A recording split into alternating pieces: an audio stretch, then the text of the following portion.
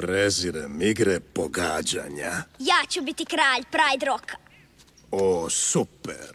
Otac mi je pokazao cijelo kraljestvo, a njime ću ja vladati. Aha, oprosti mi što ne skačem od sreće. Leđa me bole, znaš. Hej, striče Scar, ako ja budem kralj, što ćeš biti ti? Majmunov stric. Tako si čudan. Pojma ti nemaš. Dakle, tatica ti je pokazao cijelo kraljevstvo, zar ne? Baš sve. Nije ti pokazao što je iza sjeverne granice. O ne, rekao je da tamo ne smijem. Imao je apsolutno pravo. Puno je preopasno, samo najhrabriji idu tamo. A ja jesam hrabar. Što ima tamo? Žao mi je, Simba, ne mogu ti reći. Zašto ne? Simba, ja samo brinem za dobrobit svog najdražeg nećaka. Da baš, ja sam ti jedini nečak. Razlog više da pazim na tebe.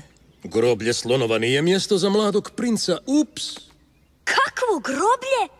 Opa! O Bože, izbrbljao sam se. No, pretpostavljam da bi saznao prije ili kasnije, ti tako pametan i sve to. No, učini mi uslugu. Obećaj mi da nikad nećeš ići na to grozno mjesto. Naravno. Dobar dečko. Idi sad i zabavljaj se. I upamti, to je naša tajna.